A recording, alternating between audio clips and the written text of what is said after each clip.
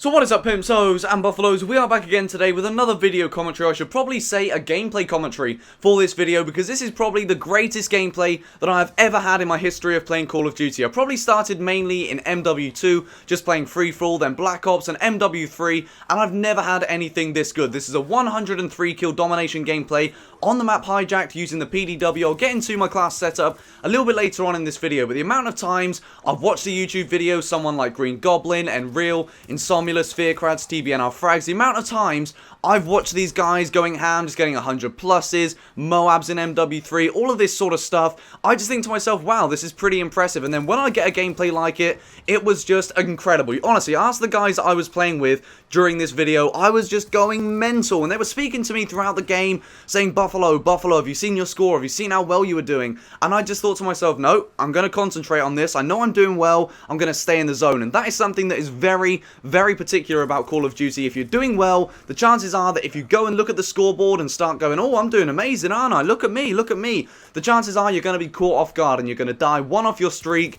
and the gameplay that you thought was going to be brilliant is going to be ruined. That is part of the psychology of Call of Duty. You just need to keep doing what works. If you find a gun that really works for you, then use it. I know I pretty much just contradicted myself from what I said about MW3 with the MP7, the Type 95 and the ACR. Don't use those guns, they're too overpowered. But if you find something that you really do enjoy and you're doing well out of the spare of the moment, then keep doing it. That is what I was doing in this gameplay. You guys very rarely see me getting into the back of the enemy spawn, killing the enemy in their own flag pretty much, and that is what I was doing here. I very rarely do that, and when I found out about the spawns, where they were spawning, and anticipating the movements of the enemy, that is what made this gameplay possible. And I've seen a lot of games in Black Ops 2 where the first half is pretty weak. They build up their streaks, wait to call them in for the second round, and that is what made this gameplay so great for me. So I got my score streaks really early on, I got the VSAT, I got the Lodestar and the Swarm, and I managed to be able to call them in during the first round. You can see a bit later on here, in a moment or two, the Swarm goes absolutely ham on the enemy spawn. It was absolutely amazing. There was just quad,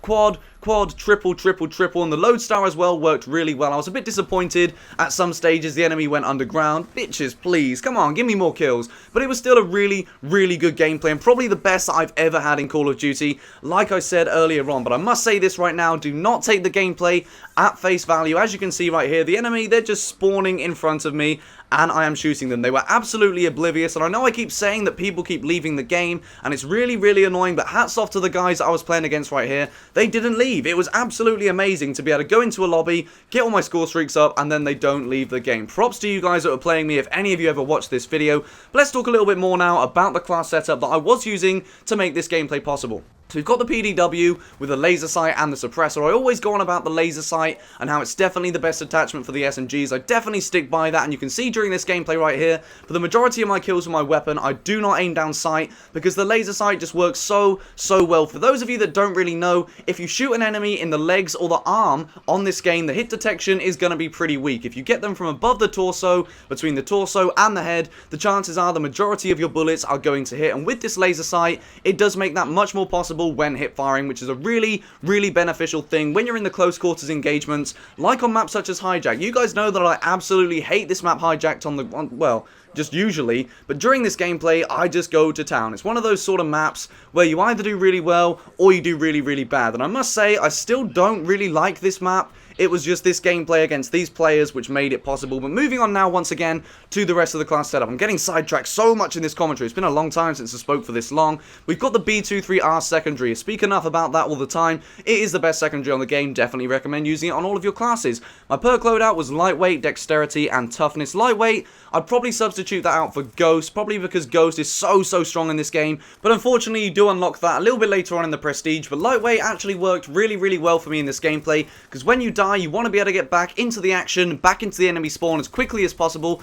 and with lightweight that was made possible. So for perk tier number 2, we are running with toughness, which is a really good perk for close quarters engagements, which are paramount in Black Ops 2. And when I was getting back into the gunfights, you do not want to be flinching so much when you are shot, because you want to get your bullets on target, and using toughness, the flinch isn't as bad as if you weren't using the perk. Common sense really. But dexterity, even though I wasn't really aiming down sight very often, the ability to climb up objects quickly didn't really affect me in this gameplay, because it was all on ground level, but when I was ADSing and after sprinting, you want to be able to ADS as quickly as you can. So when I was running back into the spawn, if for instance I did need to aim down sight, using dexterity was a really, really good option. But let's talk now about the score streak loadout. You can see in the first half of the gameplay, the swarm was absolutely incredible. The VSAT speaks for itself. The score streak is an absolute monster, and when I've got the VSAT in the air, I usually like to be able to run around killing the enemy, because that is the best opportunity you have to not get shot from behind. When the VSAT is up, the chances are, if you can manipulate the spawns, if you know where the spawns are going to be, you're not going to get shot or knifed in the back. So I like to stay on the ground usually, but the Lodestar as well, obviously the Lodestar, it's pretty much a Reaper on steroids. I think Fearcrads was the one who said that, and I really, really like that idea. The Lodestar is absolutely brilliant, and partnered with the Swarm, it does work really, really well. You can see in this gameplay here that the score streaks just do absolute work for me, and I must say this right now, even though this gameplay is really, really impressive, the score streaks boost the score up by so much, it's unbelievable. If I didn't have the VSAT, the Swarm, and the Lodestar on, I just lost my mind for a second there, then I wouldn't have been able to get this gameplay. If I was running the lower score streaks, the score would have been, say, maybe 50, 60 kills against the caliber of enemy that I was playing against. So we have to really look at the score streaks and say, you know, clap, clap, clap. You did pretty decent for me. But let's talk finally about what makes this gameplay possible. And I think the most important thing in Black Ops 2 is having enemies that are not going to leave. We don't see it very often. People do like to leave when you call in your Lodestars, the Swarms and the Dogs and stuff like that. Everyone seems to leave the game, but during this game, they stayed. You know, I take my hats off to them for doing that,